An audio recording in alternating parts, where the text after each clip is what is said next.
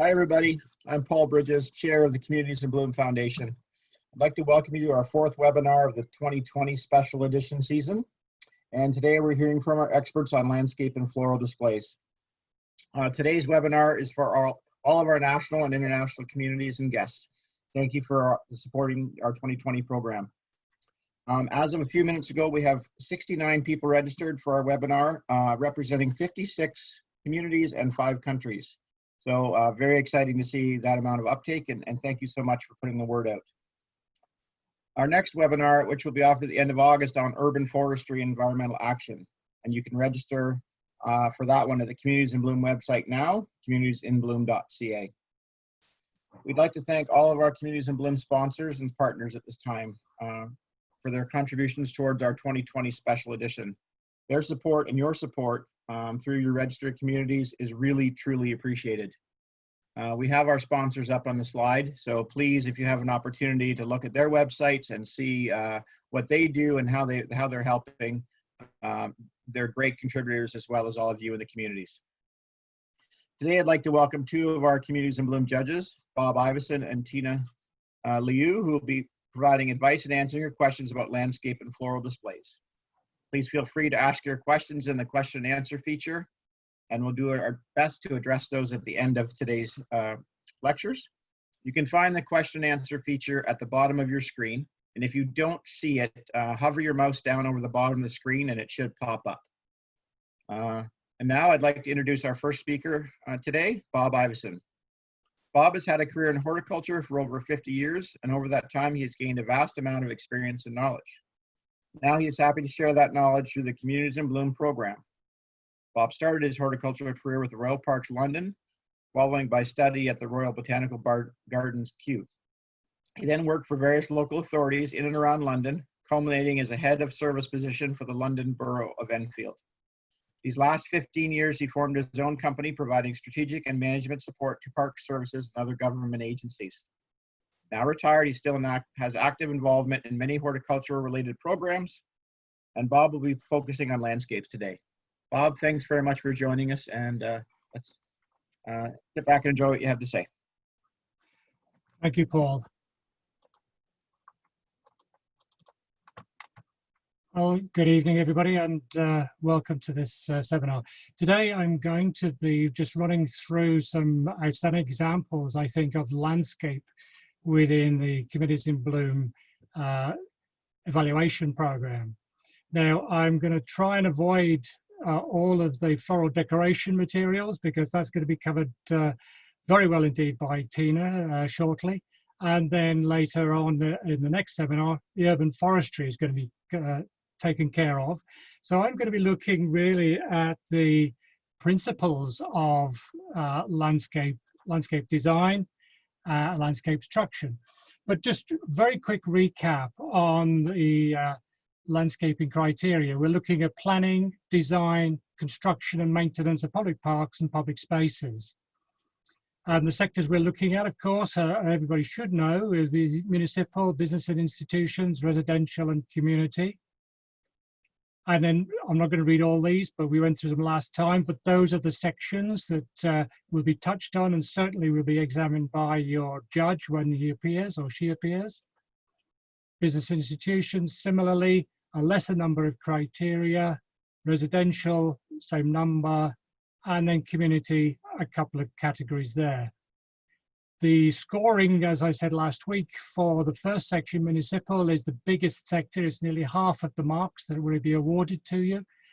So that's probably the area to be concentrated on, but not to say that the other sections are not important, because they can make all the difference between the various bloom levels and the categories that you receive. So good design qualities, I've noted there: balance, focus, simplicity, rhythm, line, proportion and unity. Balance is balance. It could be the texture of the plant material, the balance of size and shape, colors that you use. Focus, looking at what is the main principal element of that particular design. Could be internal to the design, it could be external, something to look at as you go through. Simplicity, I think that's a fairly straightforward, as the name suggests. try and keep it simple. Overcomplicating can go horribly wrong. Rhythm and lines, again, I think fairly self-explanatory. You need to get movement within the design, and similarly proportion. Are you going to have big trees, big shrubs, little shrubs? So you're dealing with little people and big people. And unity is really pulling all of that together to give you the final product. Looking at the actual examples now, taking the first example really of the gateways. We touched on it last week, and I'm sure we'll see lots of great examples of floral decks that are illuminating gateway sites. But what I wanted to say here was gateways are not just gateways to the city. They're gateways to all sorts of elements within the landscape. This particular instance, it's a waterfront and a walkway, but there's no reason why the gateway shouldn't be there to signpost that and draw people through. The use of the plant material is fairly simple. Timber backing, you've got some berberis, it looks like there, grasses in front, good standard of notice, and of course the city emblem. The lighting in this particular instance is all LED and is actually motion censored.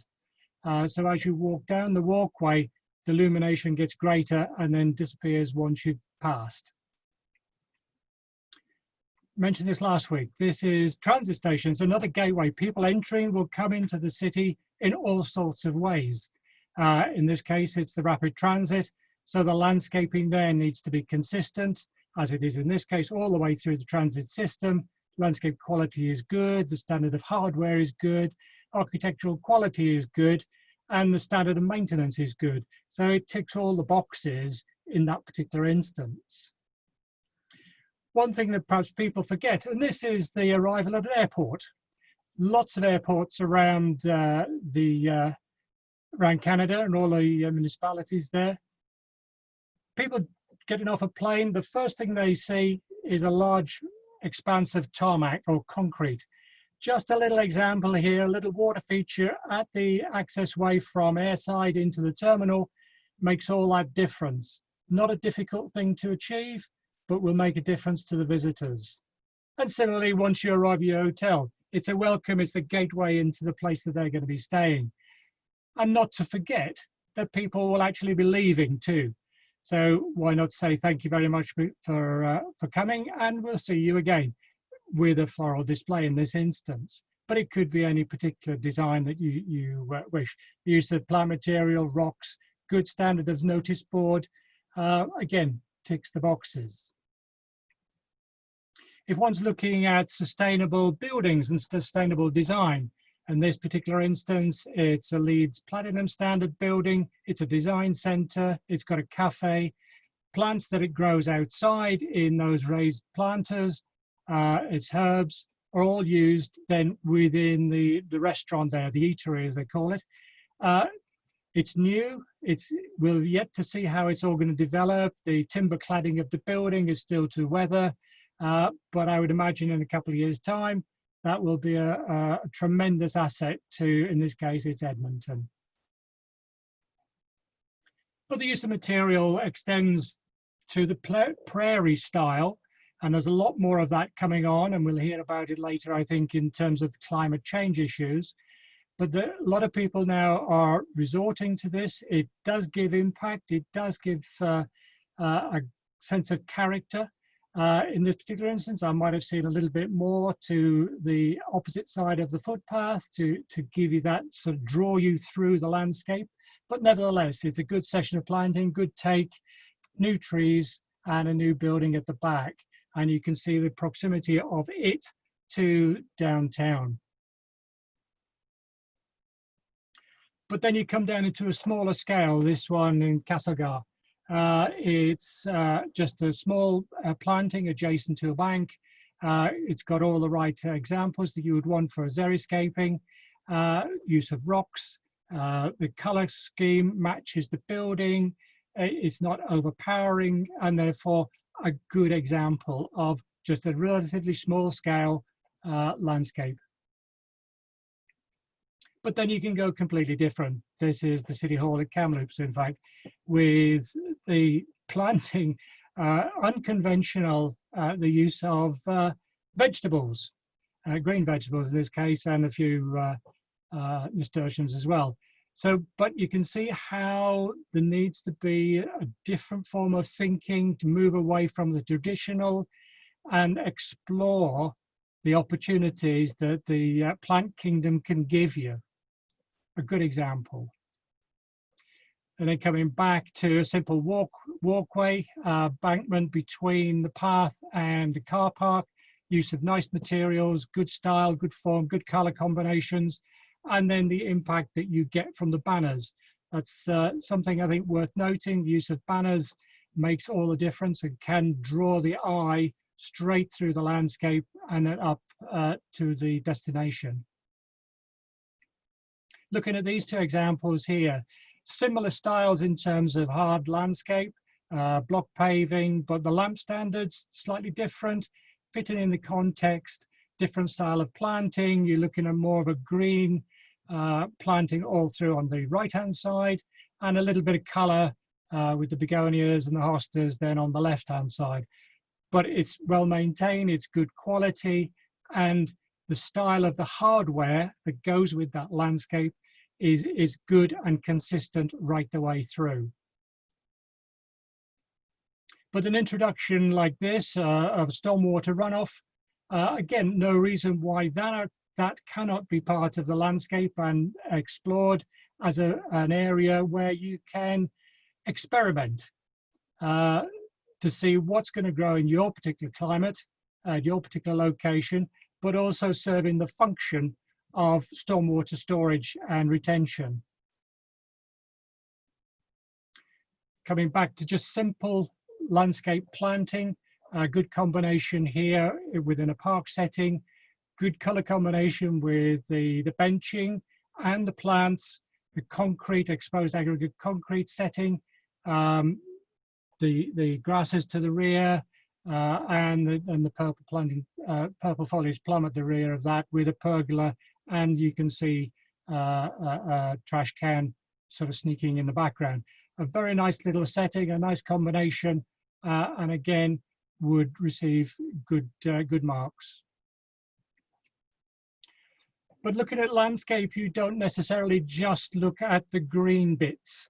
Here, and this is Castlegar again, we have a sculpture nestled in the turf, and it just forms part of an overall sculpture trail, but nevertheless, it adds focus to that particular location. It's framed by the trees, it's nice setting of grass, the concrete path network around it is good. Again, a very nice little feature, but the use of sculpture shouldn't be ignored. This again is part of that sculpture trail in Castlegar. I think there has been some movement of location of that particular one on the right, but nevertheless, use of water, use of sculpture, it's whimsical, it makes you think and doesn't look out of place. And the one on the right is actually at that point was a greeting sculpture at the airport. Again, once you've, as we saw before, a little bit of a soft landscaping at the air side, this is then on the land side. But sculptures can be used in all sorts of ways to give you that bit of interest, this particular one at Calgary. And it's the family sitting down, looking to see what's going on, meeting up, enjoying the rest of the landscape.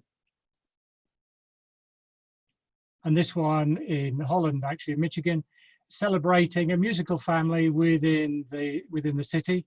But the setting is nice. It's got a green background, plain walls, good treescape around the exterior, and a touch of color.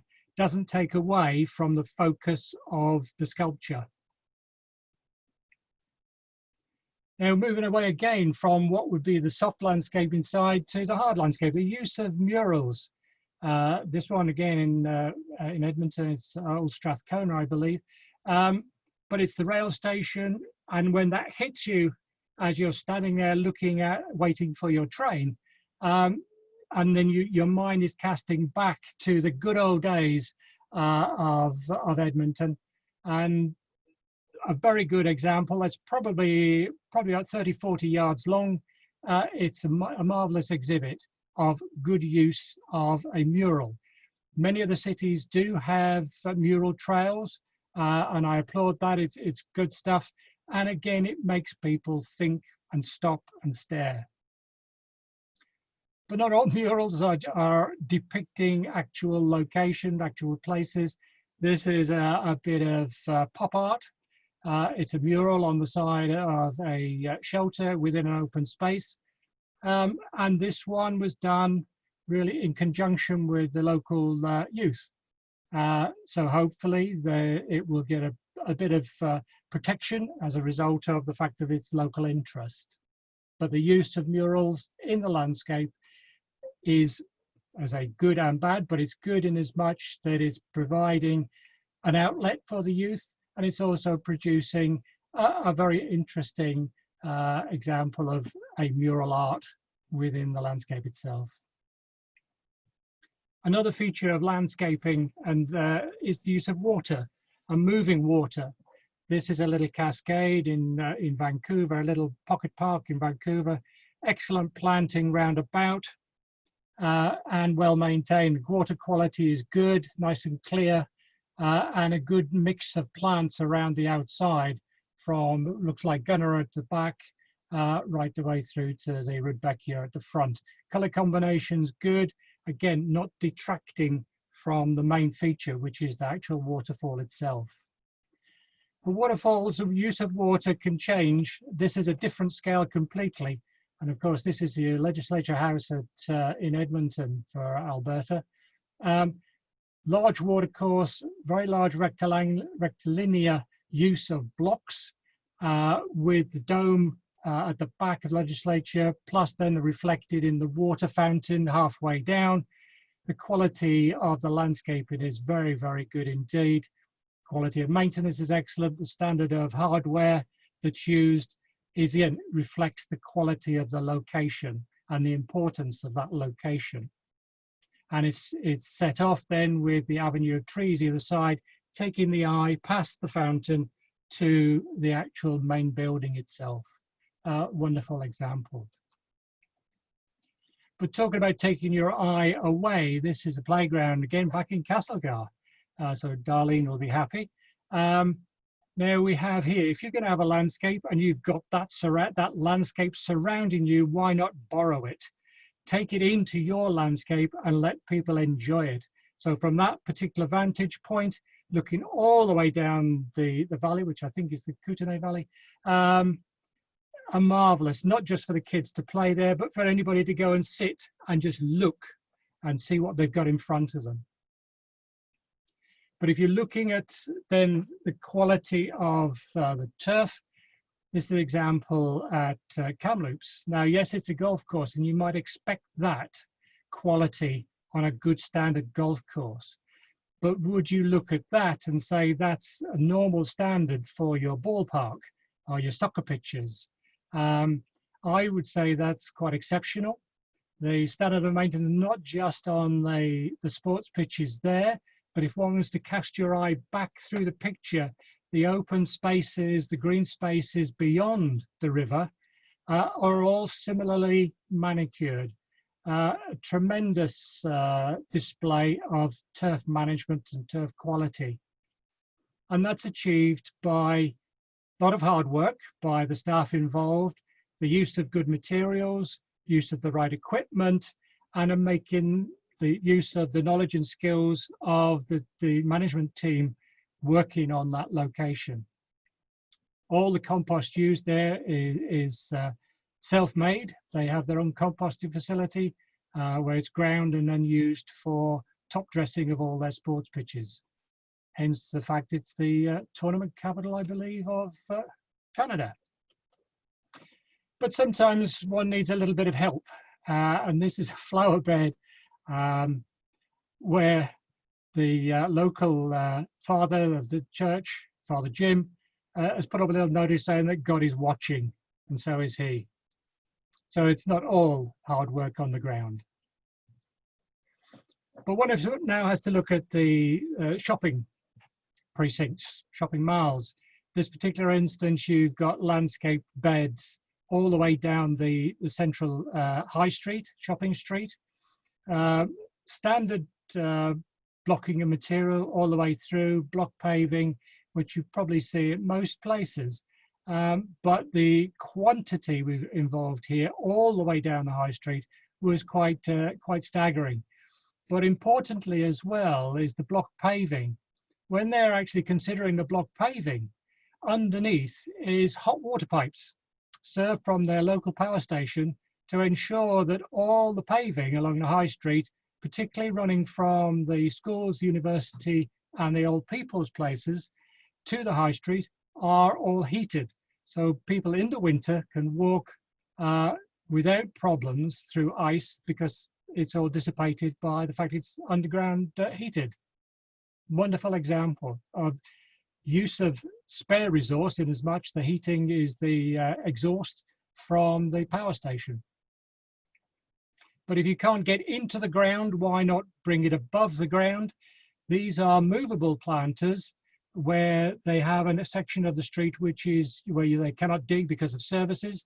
So they have trolleys effectively with hanging baskets, and that's moved in and out as required and moved around the street as required. Another good example, innovative example of the use of plant materials, not just in a static sense. But remembering too that lots of shops have back entrances. So as well as the high street with all its planters and hanging baskets, there's many black access points. And this is a one to a bridal shop. And it's as floral at the back as it is at the front. Again, terrific example. And the walkway that runs left and right. Similarly, the other shops down that walkway with their rear access points are not quite as floriferous as this, but certainly well maintained. Quality of block paving is good, the use of trees is good, quality color combinations, textures, use of coleus, the Rebecca and so on, a good combination. Now adjacent to that you will have your little square, a high street square. Standard of maintenance at this particular location, this is in Holland again, I think. Use of begonias, the vines on the wall, the tree setting, the fountain in the middle, the hardware, the seating, standard of paving is quite breathtaking, is quite staggering, and again scored very highly on our visit. But equally away from the high street setting, you have the park settings, and you can then work your way, and the palette that then you can work with can be extended, the use of ricinus there and so on. It's the opportunities for color, texture, balance, use of hard materials, the pergolas, the tree backdrop. I mean, it gives you an excellent canvas on which to work. Now, if you're looking at more hot places, this is over in Italy now, and you have the parterre in this around the palisades around the outside, and the parterre in the center. Different stands, different quality in terms of plant materials, different use of combinations, principally greys to sit with the setting, the use of the gravel for walkways, and then the box topiary to give you that, accentuate the points, turning points. Or you can then look in Bruges, where you have the big mansion, stately home, and then you have the grand landscape sitting in front of it, the use of the yucca at the front, emphasizing the quality that this particular landscape has. The stone balustrades in front of the house, the clipped hedges, the manicured lawns, and then the backdrop of the cedar and the and looks like the copper beech at the back. Marvelous example. Different style completely to your Italians, and different style again to your North Americans. But this is North America, and in fact this is Holland. It was touched on last week. It's a very high Dutch immigrant population in this particular area, and they've actually brought their own working windmill. Now, this is set in an artist's garden. So not only have you got the bandstand there with your planting all right, your phlox, and the backdrop of the windmill, adjacent to that, you have the artist's garden. Now, this is a garden set as if it were a painter's palette. The use of materials, the paths, the planting, the textures, the colors reflect, each different section of the garden reflects a different style of Dutch painting. So as you go through, it's unbelievable. It's certainly worth a visit. Now, we touched on the fact that you need a green infrastructure strategy or a green infrastructure plan, and why do we need it? Many of the cities will have their own zoning plan, their planning documentation, but what you've got to look at then is how the other spaces, the green spaces, fit with that. How does it all work together? Because if you have cities like Edmonton, you have the huge river running through, you have the forests working its way into the center of town, that has to be managed and planned. It can't just, and it doesn't just happen. So therefore, a green infrastructure strategy works to do that for you. So if you've got an old established city like Edmonton, but if you've got new suburbs developing, working their way into the natural landscape, you need to think about where the watercourses are, how that's going to impact upon the actual properties, how the properties will impact on the biodiversity of the area. All that has to be taken account of within the infrastructure plan, the green infrastructure plan. Right the way through from the large scale, looking at how it's going to impact from a neighborhood point of view, right the way down to individual watercourses, and in this case, Beaver Lake rather, in Vancouver. So it's going from the macro to the micro. Cemeteries are another important factor. Every community has them, and they've got to be looked after and managed. This particular one is in Brydges. It's manicured, it's well looked after, but that doesn't necessarily have to look like that. It could be like this, where you have a more naturalistic approach, the biodiversity of this particular area increases, and the interest increases. So it has to be planned and managed within your infrastructure plan.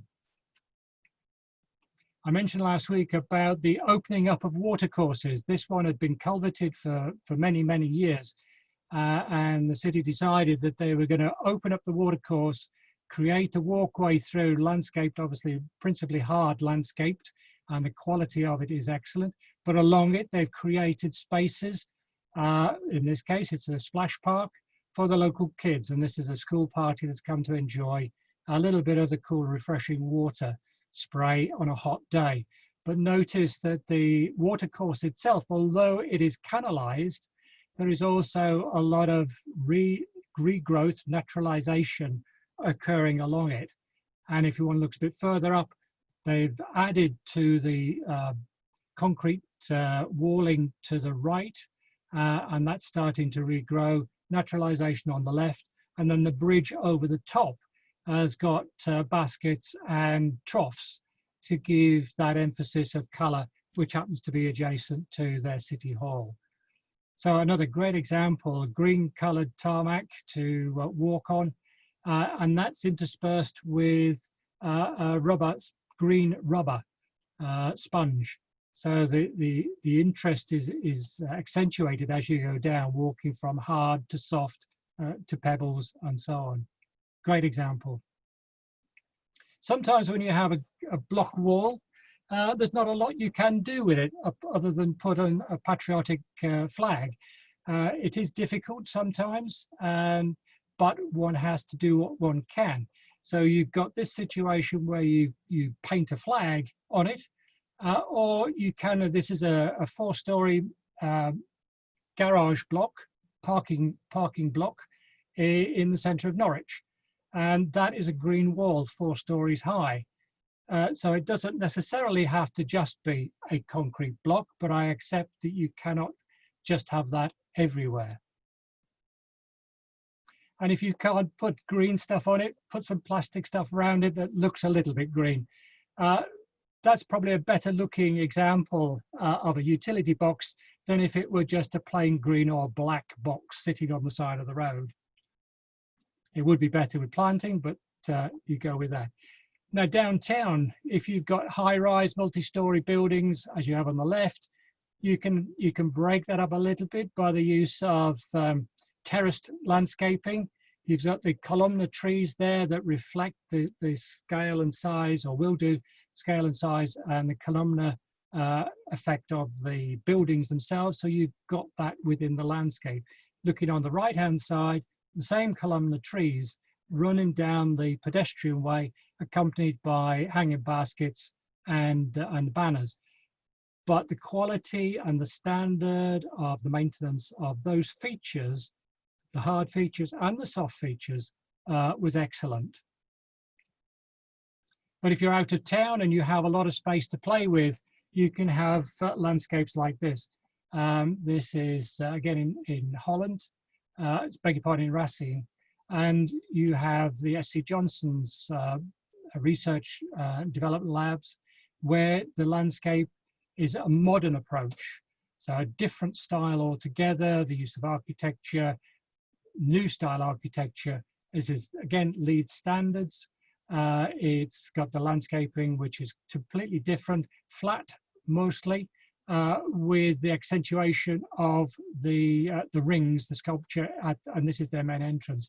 Down the side, different style again, glass-clad building, smooth concrete, and then the eye taken along with the planting down the adjacent, following that corridor and following the line of the building. Terrific. But if you come back to what is a university campus, the use of grasses, so it doesn't have to be all floral, it doesn't have to be high maintenance, high level of maintenance. You can do it with simply grasses, nice use of architecture, colored concrete and grass. But sometimes as well, you will have a city or a town which is totally impacted negatively by a major company. In this case, it's Trail, and that's tech at the background. And the impact of that on their community and on their landscape over the years was horrendous. However, they realized that things couldn't continue that way. They developed a green infrastructure strategy. They have an environmental improvement plan. And now they're working with the community as a whole to look at improving the landscape. And there's lots of good examples, both in the micro scale within the town itself, and the macro scale, looking at the river corridor on all the work that's been going on down there. All the new tree planting going up the sides of the hills, which previously had been devastated by the chemicals in the atmosphere. Coming down to the smaller scale, this is again a police house in a very tough neighborhood of Racine. And the local police, with a couple of local volunteers, are bringing the kids from the neighborhood into the garden to actually work and make the changes. It's a cottage garden, it's a cottage style garden. It's got little additional features which the kids themselves have introduced. The use of colored bottles there hanging on that pile of sticks, one might say, at the side. But the feature is theirs and the garden gets looked after. Good combinations there of color, good palette use, and the benefit to the community might not be startling as it is, but the benefit from a social cohesion point of view is tremendous. Coming right the way down then to a little local hostelry, again in Norwich, and the use of hanging baskets around the building. These are all looked after by the publican, and it always wins the Norwich in Bloom competitions. But one mustn't forget the nighttime and the combinations of color, structure, form within this particular square. This is Vancouver, I think. Again, the use of the paving, the different style of paving. You've got block paved, you've got the concrete, you've got the colored brickwork, coloured lights in the trees, and then you've got the festoon of lighting either through the trees or sort of that necklace effect of the lanterns, lamps going down the street itself. A very, very nice display. Streetscapes in the daytime need to be carefully thought through with the planting and the trees. That'll get picked up later in the urban forestry, but the use of planting here to accentuate the corners of streets, and this again, another example here. But the streets and the residential plots themselves, good quality, standards of maintenance in this example, not overdone with plants or shrubs, good cover of trees, and a good standard of building maintenance too. Very nice example of a residential street and a residential property. But then it goes to that extreme where you have this, if you want to make a statement and you want to get people talking, you might have something like this in your front garden. It certainly did. Not necessarily to my exact taste, but nevertheless, to that person who lives there, it's important to them. And similarly with this one, corner of an intersection in Loughborough, the guy lives here, decided that he wasn't just going to have a little concrete strip, he was going to make a difference. And as you come down the road into Loughborough, this is what you see. Good combinations of plants, materials, baskets and troughs, right the way through to the pavement edge. But also you can have front gardens which are just interesting. This is a little garden in Sidmouth, and it's taken the local theme. It's a seaside town. You've got the local theme, a little boat and the life buoy, and they've made a big difference to their garden. They like it. I like it. It's different, it's whimsical, and it's something to talk about. You can have your standard sort of pergola within a garden and patio and decking, and the use of some nice plants around it. A good example of use of a small space. Gives you the shade in the sunshine, and you've got the nice plants to look at other times. You could go to other extremes, and you can have the bulk of your garden as a swimming pool with the plants around the outside. Good combinations of colour, striking, and certainly makes you look. But I wanted to put this one in as well. That I talked about gardens being important to people. This is a garden of a lady who has multiple health issues. We didn't see it on the tour, but she wrote to the mayor and said she would be thrilled if the judges come to see her garden, because it was the garden that kept her alive. She'd suffered, as I say, multiple health issues, and she begged, borrowed, and perhaps not quite stole materials, elements that she'd include in that garden, because that's where she spent all her time. Well, after hearing that, myself and co-judge Alain, who's listening in, I believe, could not resist but going to see that garden on the last morning before we departed. And we're so thrilled that we did. It was tremendous. And to her, it made all the difference. But then when you get to community participation, you then on different scales. This is your community gardening. Good example, nice quality, well maintained, well painted, colors, colorful, as well as just the green plants, green vegetables. Rooftop garden in Seoul, in fact, top of a community center, as well as a garden to the left, this to the right. Again, useful, good quality, and well maintained. But you can also have where you have your vacant lots. And this one, a particular section, taken over by the local community, a vacant lot. They created a garden, raised beds, and there's a mural on the wall, there's a sculpture there.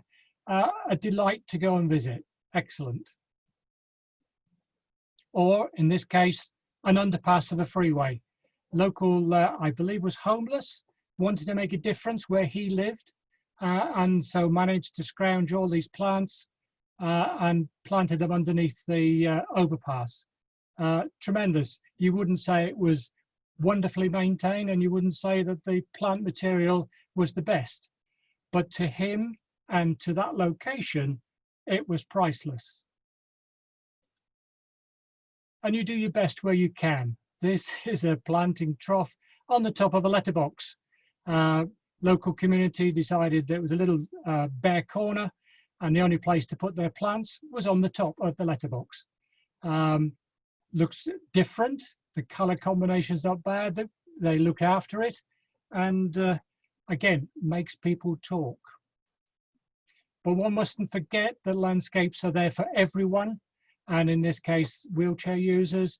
The standard of maintenance of paths and the path networks needs to be of a sufficient quality and standard for them to get about. And also looking at the size and scale of the plant material and the fencing that goes around. Person in a wheelchair does not want to feel caged in. And in this particular instance, everything fits together quite nicely.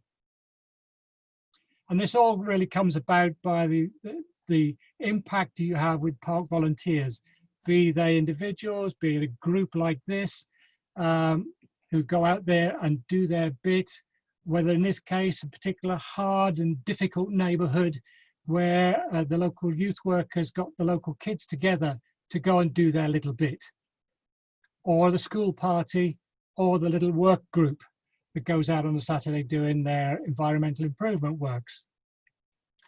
But whatever, it could be that little guy with the litter picking and the black sack that goes around making the place a little different for the benefit of everybody else.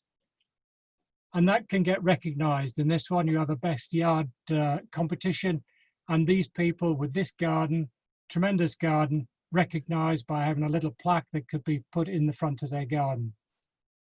Or looking at the whole of the community, inviting them down and celebrating what they've achieved, because mostly it's a lot of their activity, their support, their hard work that makes the landscape work. Thank you very much. Well, Bob, thank you very much for that. I think we've just done a little tour of the globe with what you've shown us. So lets us see outside our own little bubble right now. So thank you again. Next up, we have Tina Liu. And Tina has been practicing landscape architecture for 25 years in a diverse range of projects internationally.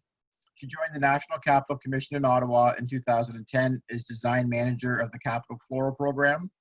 She leads the design for year-round floral displays in Canada's capital, which includes the Canadian Tulip Festival in the spring, annual and perennial displays throughout the summer and fall. These highly visible portfolios allow Tina to exercise her creativity and expertise in landscape design.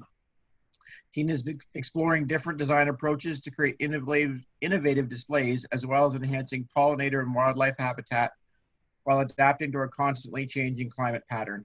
Tina enjoys sharing her passion and experience by presenting to horticultural societies and interest groups, and she's often found volunteering as a horticultural guide, a jury in community garden contest, or a school council member creating outdoor learning spaces for children. Tina is going to talk to us about floral displays today, and we are going to run a little bit longer to take questions at the end if you can stay around for a few more minutes. So thank you, Tina. Thank you. Well, today I'm going to talk about more of the best practice and ideas of the floral displays portion of our Communities in Bloom's evaluation criteria. So I'm not going to detail of this, and then because with our Communities in Bloom's family, we're all pretty familiar with the displays and the and with the municipality business and institution residents, and everybody work together. And and the evaluation would include the design and arrangement of flowers and plants. And we're going to go into to see some of the examples. So for municipalities, in our judging grid, the scoring grid, we have the plan of action, diversity of displays, diversity of plants, maintenance quality, and qualified resources. So I want to talk about a plan of action, just touch base a little bit on the now that we all talk about smart city design, and we see that the global warming and the climate change is a real thing. and how are we going to adapt to that. And in floral design, and also what plants that we use, how we plant it, and how we maintain it, and is directly and indirectly related to the climate, whether you will have a successful floral display or not. And it's often combined with stormwater management and the environmental sustainability strategy of from big town to small towns. Even some university campus would have their own strategy. Here are just examples in our country, in Canada, of what the municipality has been working on. And an example from Richmond Hill, I know that they're here too today. So for our, once we realize that what we're facing today, and the greening of the communities is, I think is the only way that we have an environmentally sustainable future. And to have a floral display and the landscaping, it is a part of how a healthy environment and a healthy community is built upon. And also we also look at not just people looking at the flowers, and because with the planting scheme and different areas, depending on the actual site condition and what it naturally was like or is. And then we wanted to put maintain the diverse habitat, or recreate some of the habitats for the animals that were originally there, and also to for habitat enhancement through planting and also the landscape plan of the municipality. And here is one of the maps that are from the communities. They mapped out their green corridors and what type of insects and what would be attracted to the area, and how they should plan accordingly. And these, the slide on the left show the pictures, actually shows the different type of planting creates different type of habitats for different creatures. And also the responsibility of the municipality would be also to to provide educational and interpretive signage, so that telling people why we have to do this, and what is the outcome, what is the expectation, and what everyone can help to make this happen. And also raise the community awareness and involvement into what the municipality or the town wanted to promote. So there are events like Rain Garden Party, or talk about pollinator path, and also this is a poster design competition from a school of the plan what for the bees. Like this is a planting for the bees. So Bob has talked about gateway, and so for the floral display point of view, with the flower beds, this one in Shediac in New Brunswick, it's also showing the civic pride of the Arcadian heritage of the community, and people instantly recognize when they see the floral display. And here in the hamlet of Valhalla, in Valhalla Center is one of our smaller community. They have about 60 people, but it's a beautiful town with a lot of the volunteers were really tirelessly working on this. And also there are different challenges. In smaller town and bigger town, they all have different type of challenges, especially in a smaller town, you would have probably not have as many volunteers available. And then how can they provide a nice landscape, but and also kind of reduce and not the demand of maintenance This way, they mix perennial bed with some pots of annuals, can reduce the amount of maintenance. And this, the one on the left is Barrie, Ontario, and then this is a carpet bed. Also, it actually give your people that who lived in the town have a sense of belonging, and this is beautiful. And then they'll be sharing on their Instagram and Facebook page. And the one on the right is a mixed planting type of style with some. These are the tall cannas. This is a canna intrigue, so it's more for the leaves than for the flowers.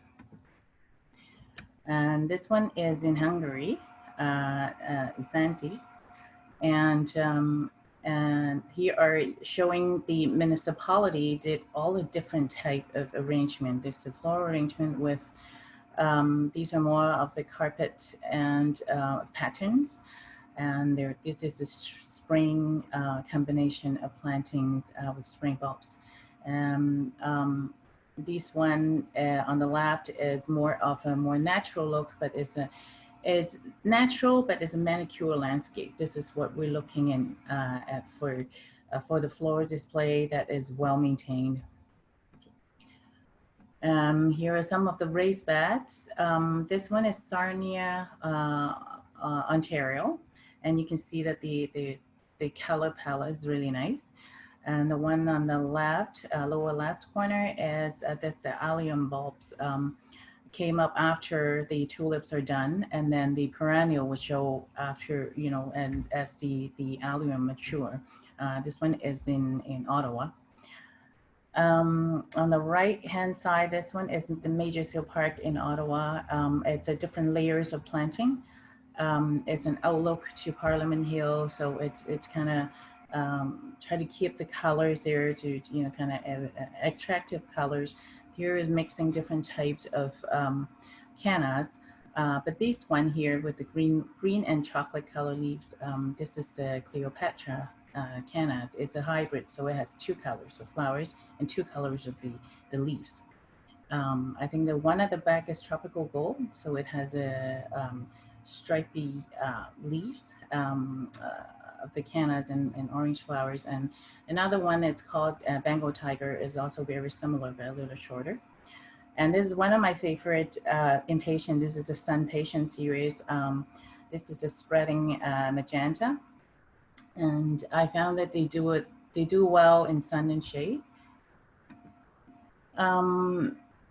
This one is Barrie, Ontario. And this is done by the municipality for sure, with the amount of work that put in and organization that takes.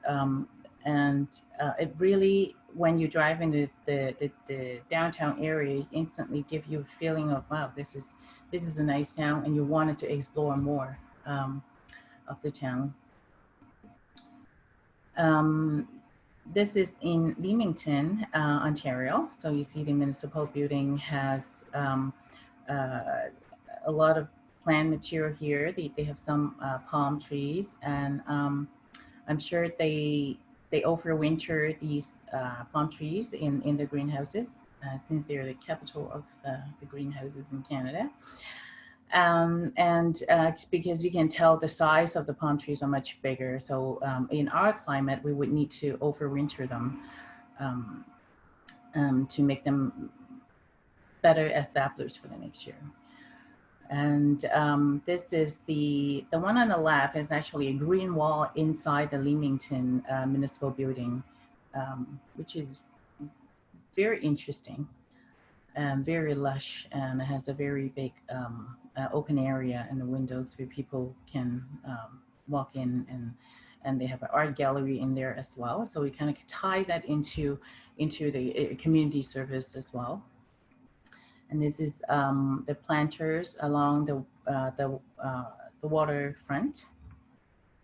It's a mix of different material with tropicals and annual flowers, potato vines. This is in Petitcodiac, and it's a very cute little town, and they have flowers everywhere, which is very interesting. And the one on the right is Castleguard. It's also a very nice display. And they give different dimensions when you raise the plants.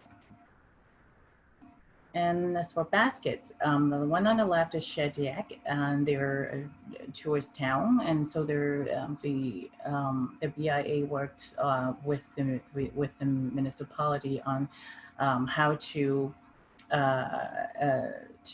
put together, redo the main street, and then have an welcoming area with planting and site furnitures that people can stop and just just to enjoy the environment. And these planters here, the hanging baskets, this is in Bois Morton, one of our longest participating communities. And I wanted to point out the hanging basket that they use is the one that with the reservoir. So it's kind of, they call it self-watering, but I think it's more of, it stores some water. So then when they need water, the roots can grow into, there's a mat so that they can absorb the water from the reservoir. And it kind of also reduce maintenance and the time that is put into watering. And also the soil mixture of hanging basket is very important. If you're using the one that are for, made for potting mix, sometimes it would be too much drainage and you would feel like no matter how much you water on top is always drying and then the water go right through. So it's good to use the right tool and choose the right basket for it. And this is in Tihany, Hungary. And it gives you a very nice visual impact when you enter the town. With a row of hanging baskets. This one's Bois Morton. This is very interesting. It's their basket petunia tree. And it's maintained by volunteers. And it's very interesting. Every year they would change the colors of the petunia, which is very inviting. It was just right beside the town sign. And this one is Castleguard on the left and Petitcodiac on the right in the town hall. So you see a row of baskets, it really makes a difference when you see them on the railing or at the window. And this is Newport, Belgium. And this is their last year's display on 2018, I think, the display of more like the mosaic culture that we had in Canada. And it ties into the local stories. And this is a seaport town, which is very inviting and a lot of tourists, as you can see in here. And we talk about the diversity of plants. We talk about the annuals, perennials, grasses, ornamental grasses, bulbs, and pollinator-friendly plants. And personally, I always like to mix vegetables and herbs and stuff into the mixes. The one on the left is Langley, BC. And this is their Liberation 75 tulip display for this year. And on the right is International Peace Garden in Manitoba. They have half in Manitoba, half sitting in North Dakota. And the combination of plant in there is quite fascinating. So this one on the left is again in Shediac, and their plant combination is really nice. I found that I like the mixes and the colors. And also it kind of, because it's the way it was arranged, and it still gives you a very united look, not very messy. On the right is Leamington, as I said, because they have the greenhouse facilities. So these are the sago palm that are tropical and normally would need to be overwinter in most part of Canada. and then bring them out for display as well, and in the annual season of the plant. And maintenance quality, and we look at the water, especially with weather nowadays. Sometimes it's a lot of rain, sometimes it's drought, so we really have to adjust the irrigation time accordingly. We look at the edging, has it been done nicely, weeding, combination of plants and water. If there are places that you don't have irrigation, maybe invest in a water truck, and would help a lot. And also in putting liquid fertilizer also can help the plants to boost back, bounce back after like a storm or something. So also waste management of what has been cut and deadhead, that what should go into the green bin and what should not, and what should go into the compost pile, what should not, because you don't want wheat seed to be in your compost. So these are certain things that you need to know and need to educate the public what to put in their compost bin if you have a centralized compost program. And for qualified resources, as for municipality, most of the time you have your own staff or you would contract it out. So these contractors would have their professional training and more experienced contractors. And especially in floral display, and now that we're trying to move to more of a mix of different, more perennials, where we found that we've been using perennial and mix. Sometimes we have annual pockets in perennial beds. You would need to have your maintenance crew would need to have some horticultural background, and if the municipality is writing contracts, make sure those are in the requirements, so you wouldn't have to run into a problem of somebody cut up all the species tulips that's supposed to be there forever, and but then it was cut off right before they start blooming, and it has happened. So now I'm going into the business and institutions floral display.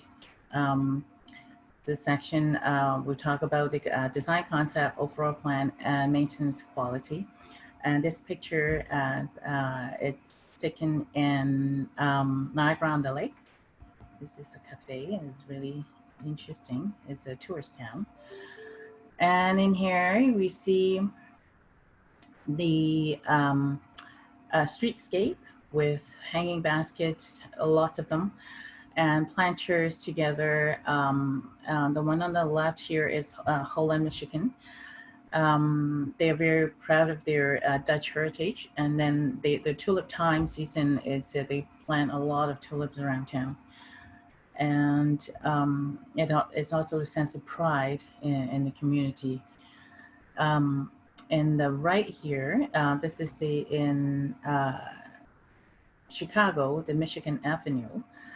They have this program as all the business would adopt the planting area in front of the store.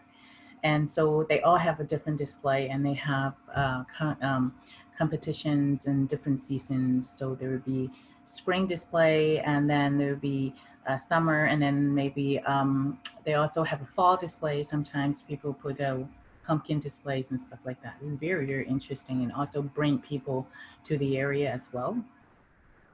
And these are window boxes that can be also for season. This is a Christmas display. And overall plan, so if we have the plan to ahead of time with the local BIA or maybe the town, and would help with to have key areas that where they want to develop, where you want it to have tourist attraction, or where you have your main street has restaurants and places that you want to encourage people to visit. Flowers is always a good thing to start. So there are outdoor patio, and also the street lights are aligned with baskets. The one on the top is Yarmouth in Nova Scotia. This one, the patio, I believe this is in Ottawa. Sorry.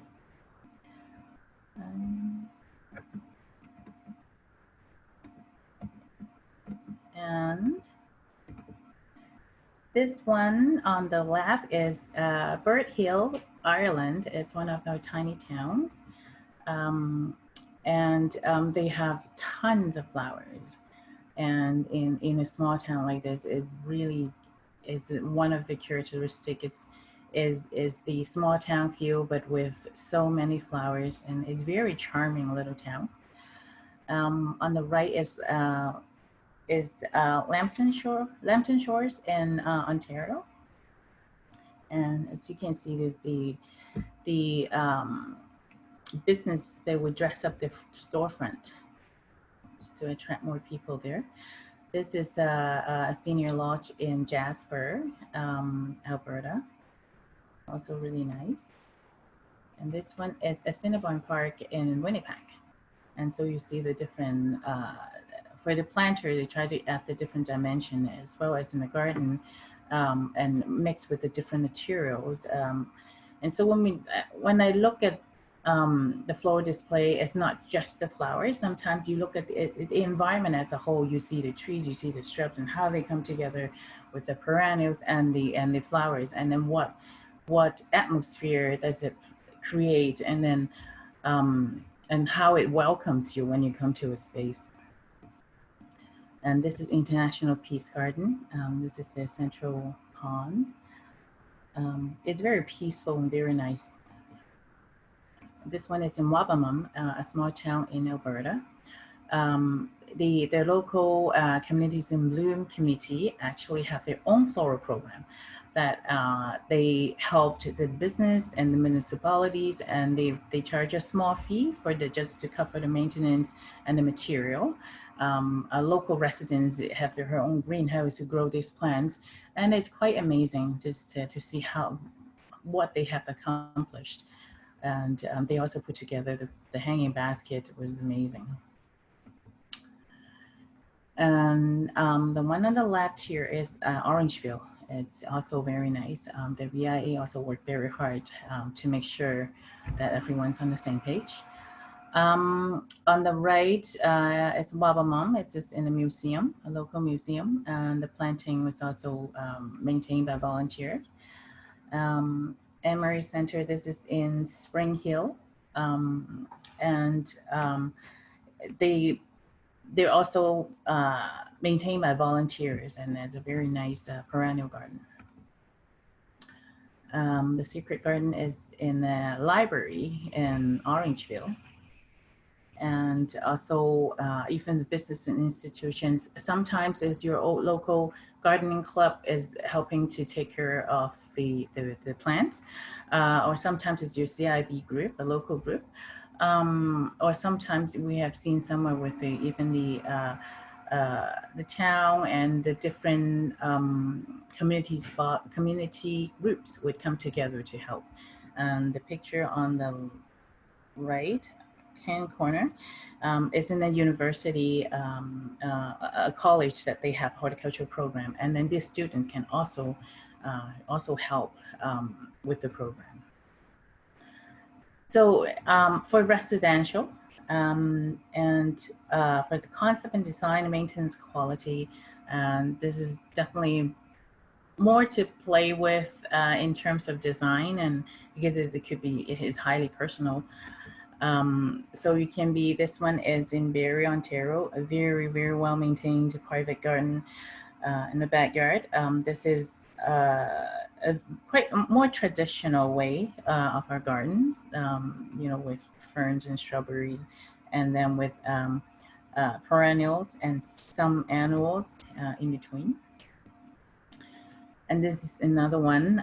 This one is in Wabamun. This is one of my favorite pictures. This lady, I think she spent a lot of time in the garden. It definitely shows. It's beautiful, and an English garden. The style was really nice. She has a collection of poppies that I've never seen that many all together. So it's really nice. This is in a corner of her garden, so it's very attractive. This is another one is more of a natural, kind of let it grow, but it also, the colors, it gives you a lot of excitement just looking at the picture. And this owner of this home is also a photographer and a birder. So she planned to attract the wildlife to come here, and so that she can take awesome pictures. It's very interesting as well. And this one is Pomeretto in Italy. And I just really love this picture. Pretty much the whole community they all love flowers, and who doesn't, right? And as how they put together, sometimes as you think that it doesn't have to be all the same. Like in smaller town, I think I found it to add to the character. Sometimes if they use the same material, like everyone use terracotta, natural materials, like terracotta, wood, and tin, and it all come together and looks really nice. So you really don't need a lot of money to make a space look nice. This is some of the residential landscape, the floral display that I've seen that I like. This is very interesting with the flower pot kits. Bikes, and this is of, it has a style in it. It can kind of tell you, every garden tells a story. So it's very interesting. And there are smaller gardens. These are the fairy gardens that I came across during the judging tour. And this is an Acadian garden. I think this is Tignish. It's really cute too. And it showcased the pride and their heritage. And it's very important to people that, you know, take pride in their garden. Maintenance quality. So we wanted to maybe have, especially if the local has a garden club or horticultural society or adjacent towns would have that type of resources, or you have your own communities in bloom committee that are people on board that are have the knowledge of how to maintain and prune and propagate probably, and even weeding, if you use a proper tool to weed so that you take the roots, everything is not just the leaves, and then so it will grow again. Pick out as much root as possible, obviously. And also the choice of planting. I want to talk about the planters in here. This is a geranium. But we know that geranium needs a lot of deadheading. The traditional, the zonal would need a lot of deadheading, and sometimes when it's in the scale of what you plan, it would be too much work. So try to pick the types that are self-cleaning, meaning that the flower petal would just fall off and dry and be blown away by wind. So there are different type of geranium can do that. The ivy geranium, calliope, this is what I normally use in the parks, and caliente. The two types are self-cleaning, so their flowers just blown off once they're done, which is a lot less work. And also for petunia, as not all petunia are self-cleaning, and look for the one that are self-cleaning, like the supertunia, but the double would need some work. Sometimes that it might just still stick to it and you would have to remove it by hand, but they are all awesome hybrids. And community involvement, talk about public participation and community support. This one I shared last week is this, the kids are from Boys of Vain. They get together to plant flowers in front of the windows of all the nursing homes, which is very heartwarming. Good kids. And this is the Brudenham Tiger Garden. Brudenham School also is also done by students, the kids, and also the parent council also volunteer. They have a local greenhouse supply the plants, and the Horticultural Society and their historical society also was a part of it to make it happen. And support such as local Lions Group, Rotary Club, and these are the garden club that were maintaining the plants, and for the the community gardens are also the infrastructure was brought in. This one is in Shediac, I think.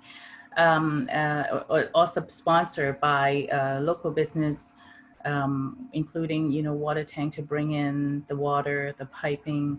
A lot of them also use rainwater with the rain barrels, and also building the plot and maintaining the pathway, weeding, and it's they keep building more plots, and then there's a lot more people joining the community garden, which is great. And this one is a community garden in Boisavin that people can adopt a section of the garden. It's called Arts Park, and it's beautiful. And this one on the right is it's inside the Orangefield Public Library, and they have a seat library, which is great. You have more seat to give, you can drop it off there, and then if people wanted some seat, and then they can pick up from there too. So it's a seat sharing program. It could be very successful, and everyone gets to plan. So I just wanted to talk about something about the climate change and gardening in a changing climate. This was done as a research that was done by Royal Horticultural Society with the help, and then they were in collaboration with the University of Science, Sheffield. And so the outcome of the research is because of the changing climate and the global warming, and what we have experienced now is a warmer spring and autumn, and so it just so that means that you sometimes, most of the time, you might get a longer growing season, and extreme rainfall events. So that was that means there would have a lot of wet weather, like our recent judging trips to the West Coast, and then we've seen some very wet location where some plants were just struggling to grow, and then hot and dry spells. So that's why it's important that we started to look at rain gardens or dry gardens, exterior-scape, try to find plant materials that are resilient. And also use the rainwater instead of having it just run off to the sewer. And for warmer and damper condition, this is not very good, and most of the time is like it actually create more a good haven for pests and disease. And so this is what we have been experiencing, and in the past few years, more so, that you see a lot of the pests and are more taking over the garden, and how can we deal with that? And also, and with the different type of plant materials that you plant or how you plant it, how do you maintain it, also affect on the pollinators, because sometimes because of the weather is affecting longer growing season, but the flowering period may be shorter. So that means it directly affects the pollinators or where to get the food.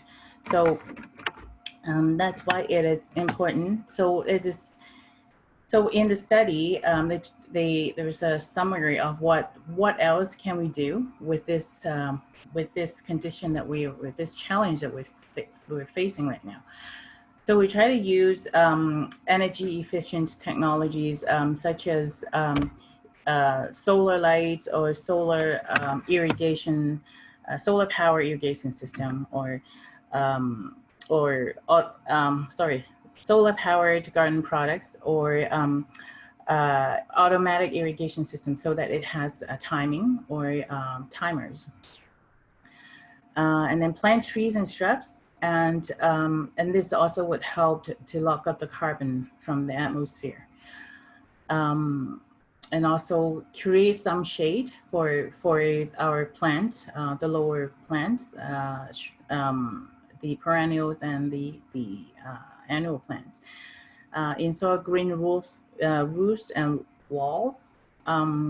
In some of the older buildings that, some climbers would really help cooling down the buildings. And also use peat-free compost, so that, the peat box, they store a considerable amount of carbon.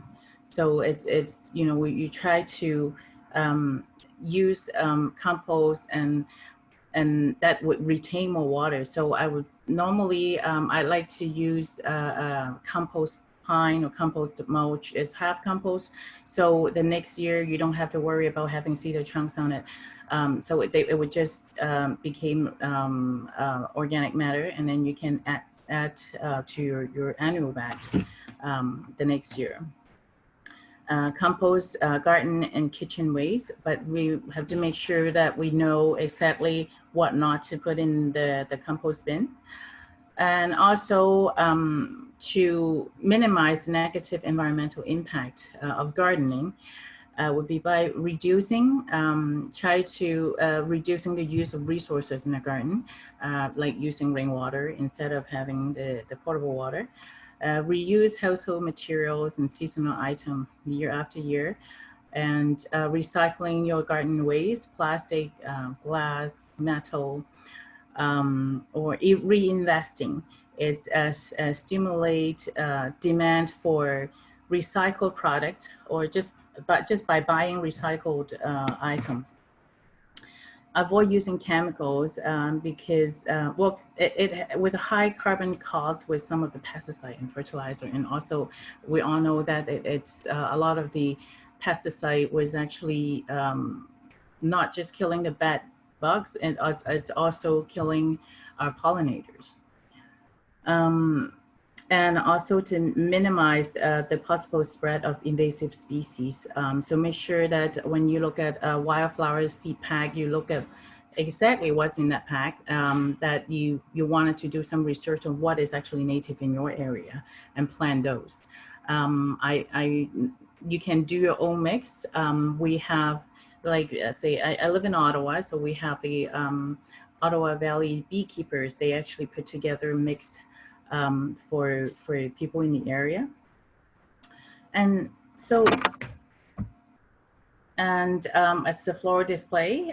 This is our basic rule of thumb, is planters for fillers, and spillers, and something in the middle is an accent plant, and then with something is in the center, and then around in the middle area would be the fillers, and more bushy and colorful kinds of plant material. And spiller is the trailing plants, and then that would fall down. And depending on the composition, though, so if you want to fill together, it doesn't have to be exact same plants, and it may be the color goes together or the texture goes together, and it would also give it more character. Hanging basket, similar rules, and depending on what form and what shape you wanted it to be.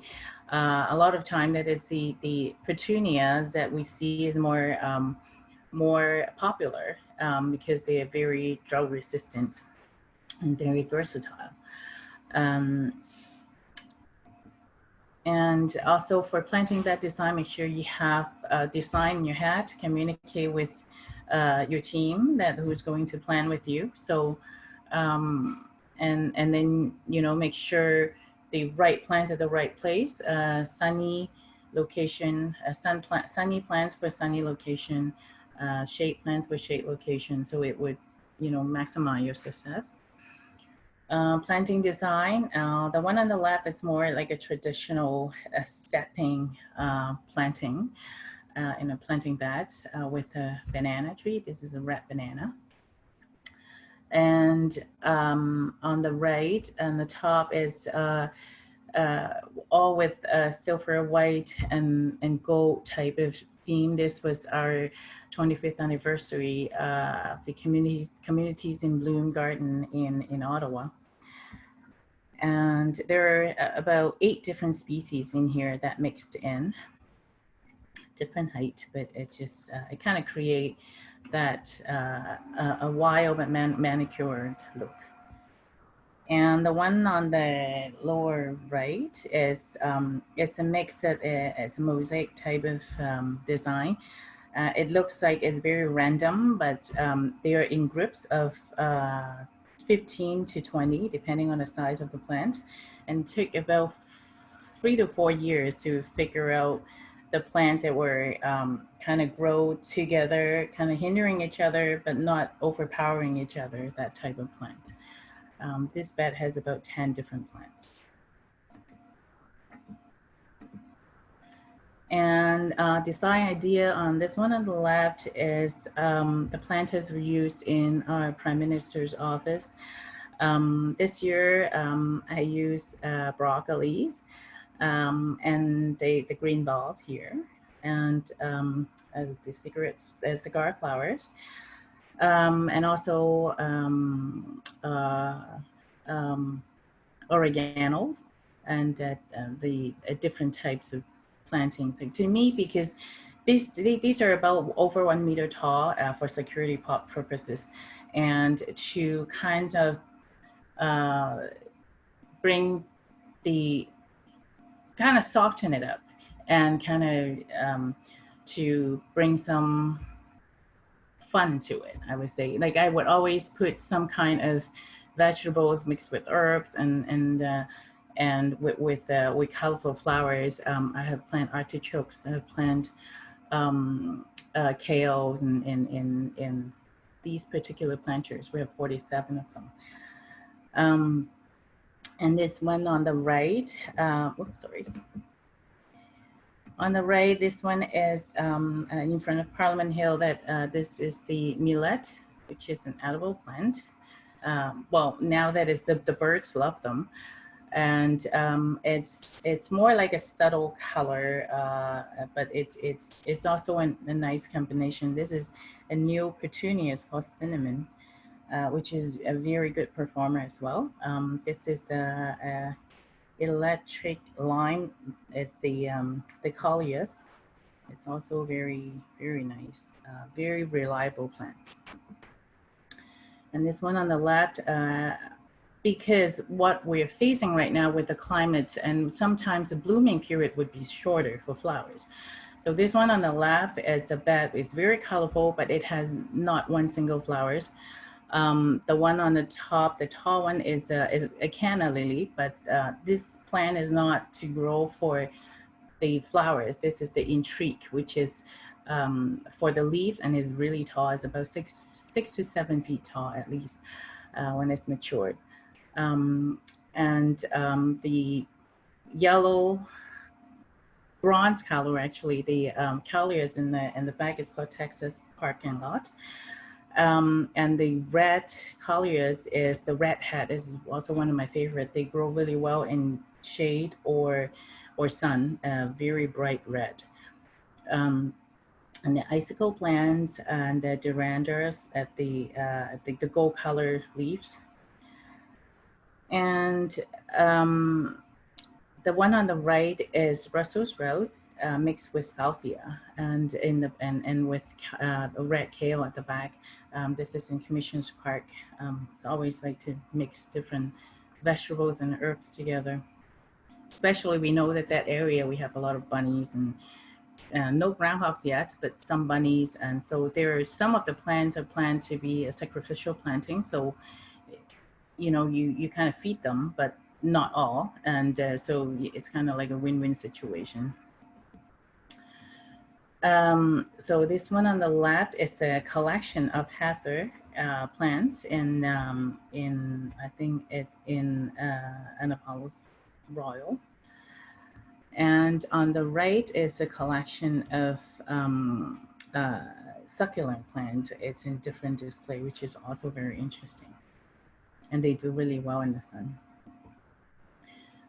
And other tips for success would be to, you know, using proper tools, good source of soil. Make sure the soil does not have a lot of the wheat seed in it. Or if it does, then sometimes we can't really ask for it. Sometimes it's through donation, and then we would have to use more mulch, you know, try to, and also use landscape fabric so that just to kind of control the weed. Good source of plant material. Some can be grown locally and some can be propagated year after year. I like to do that myself, but maybe not in very big quantity.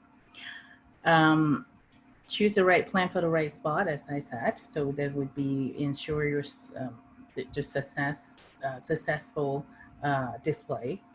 And plan ahead with your team. Look at what materials you have, how many manpower you have, and be realistic, and just plan it out and communicate with your team members. Weed control and watering schedule, especially in summertime.